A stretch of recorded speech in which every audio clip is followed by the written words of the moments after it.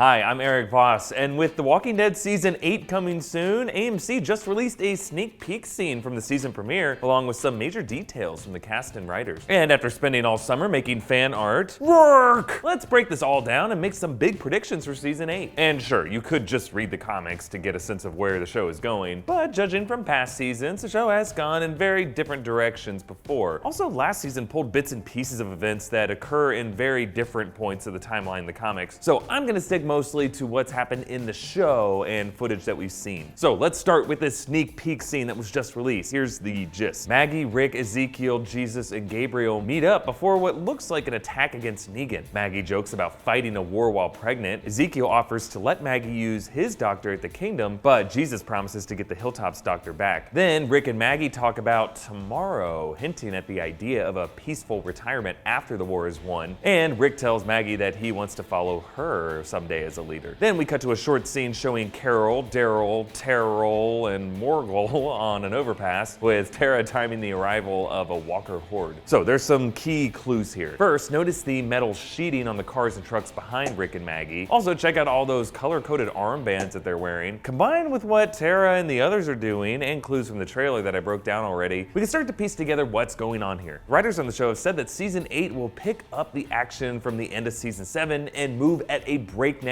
speed, lighting a fuse that will lead to an explosion at the end of the episode. So here's my first prediction. I think the season premiere will include a follow-up attack on the Sanctuary. The forces of Alexandria, the Hilltop, and the Kingdom will join forces wearing different colored armbands to distinguish themselves by colony. White for Alexandria, green for the Hilltop, and red for the Kingdom, to signal to each other where they're from and that they aren't saviors. And then the side crew will lure in a horde of walkers, while the rest of the group uses these shield cars to box in those walkers around the Sanctuary, trapping Negan and the saviors the way Rick's people were trapped in Season 6. Now, I'll say I think that's the plan, but we'll see if it goes down that way. There was that one reaction from Aaron in the trailer that made it seem like some people will want to go beyond the scope of the plan.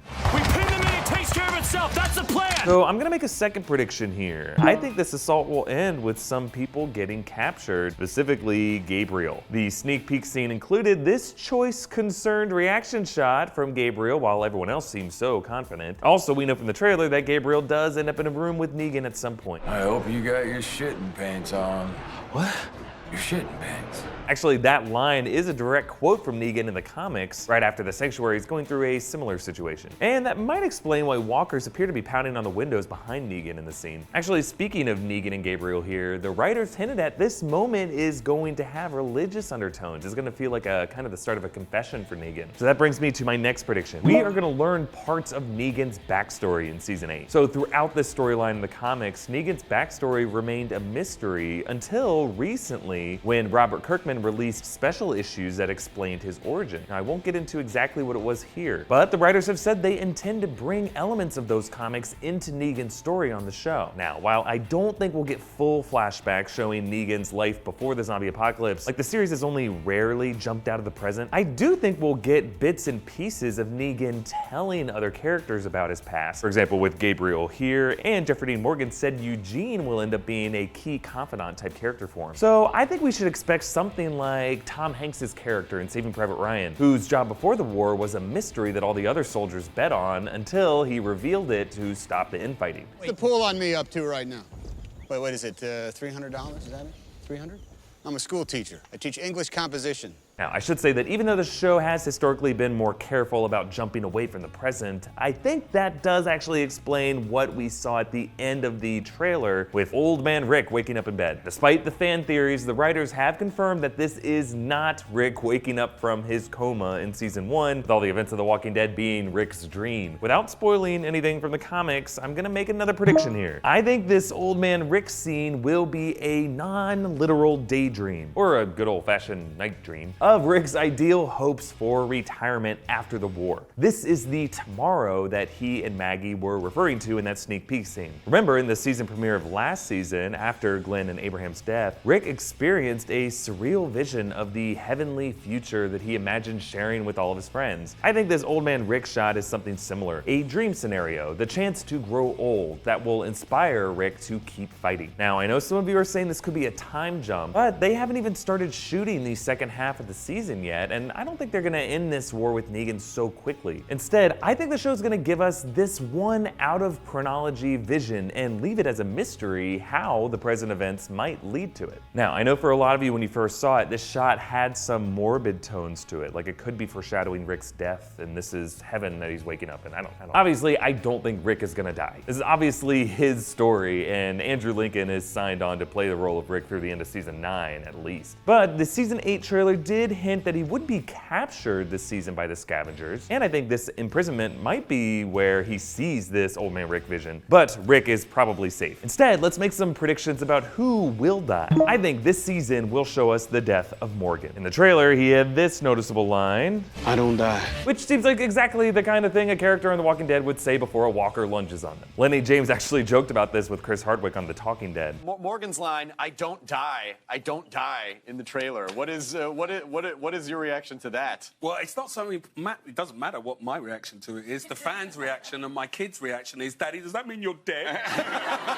Now, the season 8 premiere will be the show's 100th episode, which is a major milestone that they plan to celebrate with a bunch of visual callbacks to season 1, some of which we've seen in the trailer. And I really think a dramatic goodbye to one of the few characters from that pilot episode could be how the show plans to do that. The writers did say that while the first 3 episodes will feature non-stop action, things do slow down to be more acoustic after that. So maybe a shocking early in the season death is what triggers that emotional slowdown. Now, when we talk about other characters who might die, I think people like Maggie are probably safe. They actually said that Maggie is still not gonna deliver her baby in season 8, so I think her character's in this for the long haul. Along with fan favorites like Daryl, Carol, Coral, and Rourke. They're probably safe too. That said, now that we're in all-out war, we're probably gonna see some major casualties. And I predict that those casualties will be a lot worse on Team Rick's side than the Saviors. For example, I could see characters like Simon or Jadis dying in season 8. But really, if I'm putting money down, I wouldn't feel too great about characters like Rosita, Jerry, Aaron's boyfriend Eric, and Shiva. Now, why those 4? Well, Rosita has had a death wish since Abraham died. She probably feels like it was her who should have died, not Sasha. So I can see her following in Sasha's footsteps. Also, remember, Jerry had that ominous line to Ezekiel in the trailer.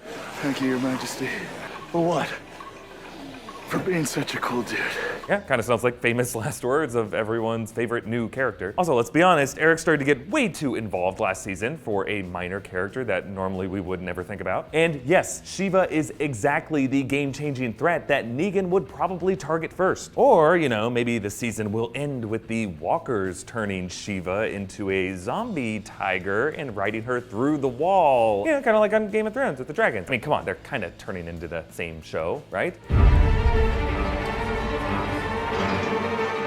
Another character that I would be surprised to see make it out of this season alive is Gregory from the Hilltop. Gregory was kind of a loose end last season. Like, we last saw him as he prepared to make contact with Negan, most likely to make some kind of side deal to protect his interests at the Hilltop. But considering Maggie has positioned herself as the leader of hearts and minds of these farmers with pitchforks and spears, Gregory has become a man without an army. And in an all-out war, the players without any real backing or real power tend to die off pretty quickly. Now, one last prediction I want to make before I go. I think season 8 will hint, maybe in the subtlest of hints, at the emergence of the Whisperers. Now, I'm about to go into something from a later point in the comics, so if you haven't read them and you don't want to know, skip to this time. Cool? Cool.